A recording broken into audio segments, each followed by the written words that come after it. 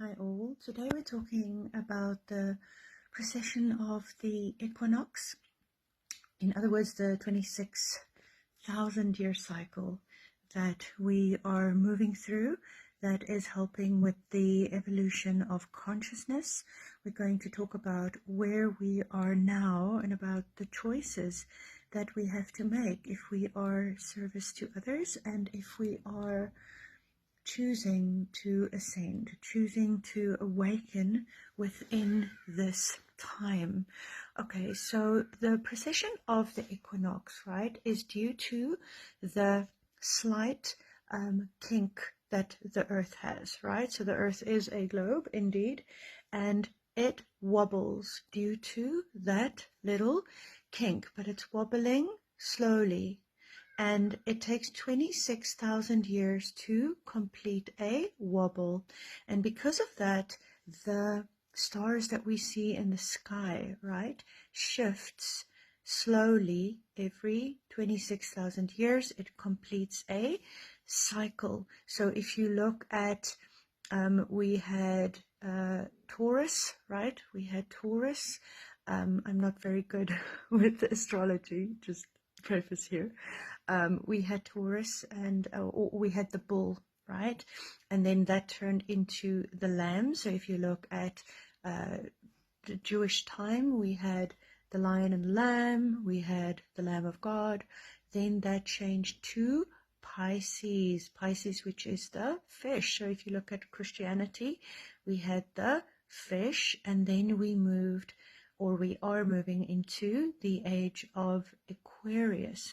So together with this, we are aligning with galactic center. Now, I have to say that my knowledge on these things really are extremely rudimentary. I am just explaining the overarching theme. And as we are aligning with galactic center, and as we are moving into the age of Aquarius, our sun is picking up speed and our magnetic field is diminishing. So you can go look at the Schumann resonance, you can go Google this has started to spike. Also, coronal mass exchange from the sun is picking up because we are in solar maximus, as well as the magnetic field of the earth within the last 10 years. It has diminished by more than 11%, which is a lot if you think how old planet Earth is.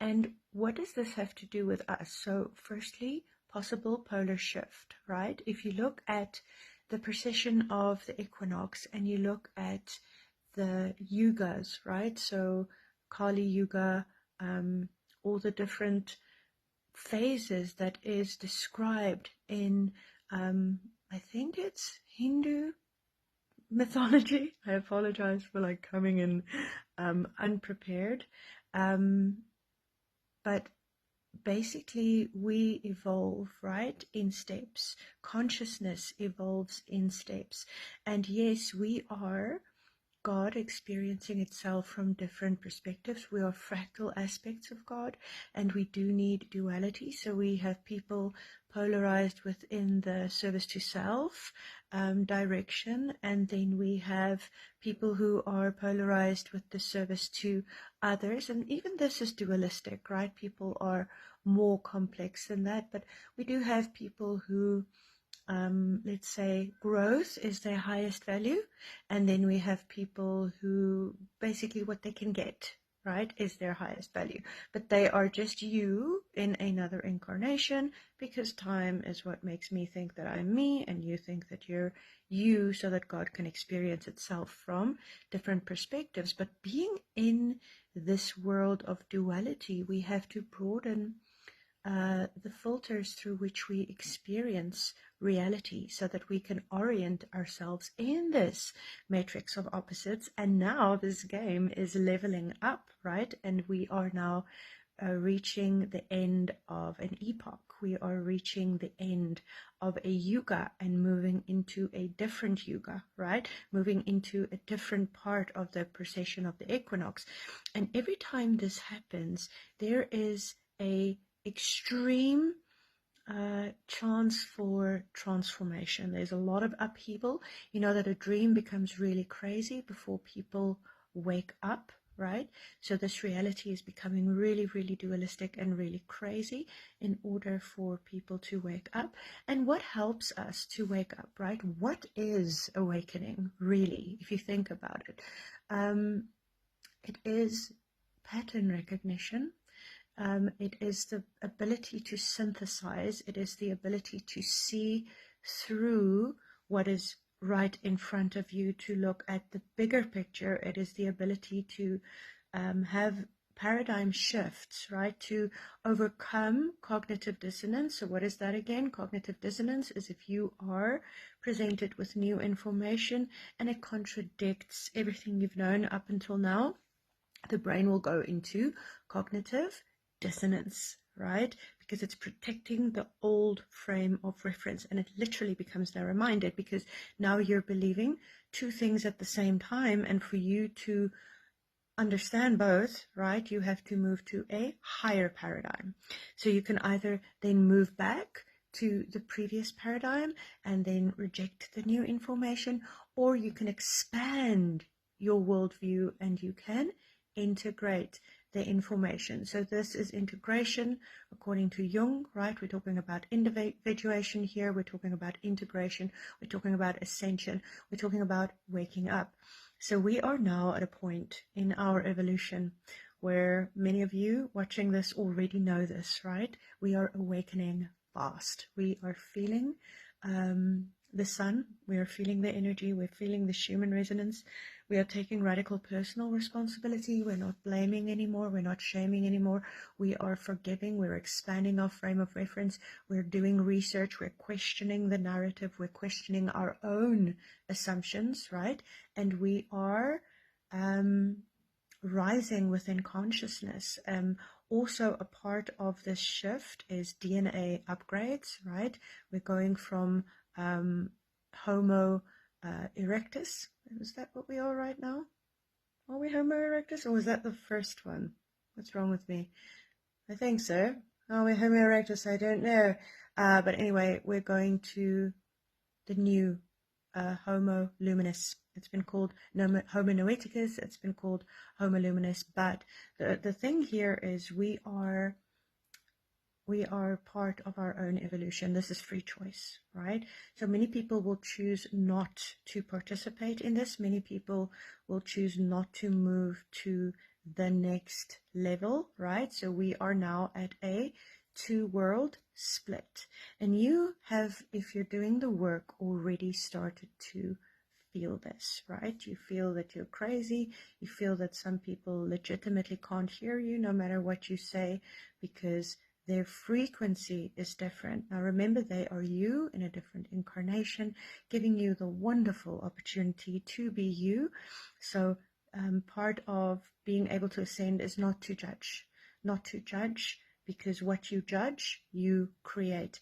So yes, we do have the archons in control of this reality, trying to push us back into a AI-driven, top-down control, totalitarianist, synthetic state, right, with programmable currency as well as access control, Internet of Things, the World Economic Forum. We do have all of that because at the end of an age, the archons will definitely try their best, right, to keep their control over the state of human beings, because once we really start to wake up to our multi-dimensional selves, none of those games will work, right? Because then we absolutely realize that we create reality and we're not just this incarnation, we're all of it, right? And then with remembering previous lives and remembering more, we can synthesize more, and we can definitely have a paradigm shift that is so massive that our material expression will shift in this reality. And this is what we're busy with right now. Okay, this is what is happening. A timeline is very difficult to say, but the next 7 years will definitely be very, very interesting. And this is why the World Economic Forum, the World Health Organization, but World Economic Forum, they're talking about Agenda 2030, right? Because they are aware of this. So by 2030, they want to establish top-down control. How do they do this? They weaponize our compassion. If you are worried about global warming, you will do this, this, and this. If you care about other people, you will do this, this, and this. If you don't want to hurt the planet, you will do this, this, and this, right? So in the name of compassion, in the 3D world, we are paying more and more and more for less and less and less and less. Cash is not being used anymore. AI is being brought in. It is the left brain. It is the left brain masculine polarity of this. But within the end of an epoch, we are integrating masculine and feminine, the divine union of masculine and feminine. And this is intuition, this is multidimensionality, this is counterintuitive, right? Where we used to white knuckle things, we are now creating through being, right? Now, I know that sounds very pie in the sky, and we've been hearing this for a very long time, but those of you who have been doing the work, you know what I'm talking about. So what can you do? Question your own assumptions, very important, right? Do synthesis and look at what's going on in the world. Do pattern recognition. Question the narrative, question your own assumptions. So that's the first thing. Second thing, do shadow work, right? Look at how everything is you showing you to you. So what is the world showing to you? What are you resisting? What do you need to still work on? Okay. And then live in love and radical personal responsibility. So that was just a little sort of very discombobulated summary of what is going on, but we are in for a crazy ride.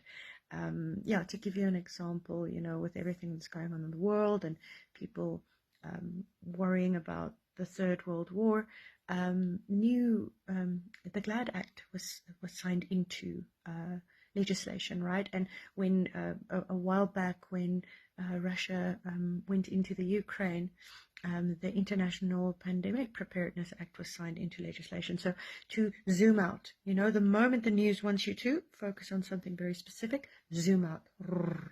Okay.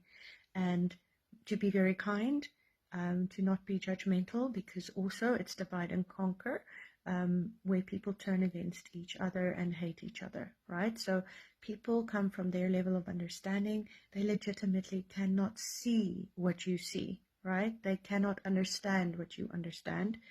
They are you in a different incarnation, but on a different frequency level, and you need them in order for you to have the contrast with that. So stop trying to change other people, change yourself, and then look up the solar flash, look up solar maximus, coronal mass ejections, the Schumann resonance polar shift, as well as Atlantis. I'm thinking of people that you could look at. Yeah, I'll actually make a video with all of those things. But Pam Gregory, fantastic. And then Robert Edward Grant, right? Those two people, you can look at them so long.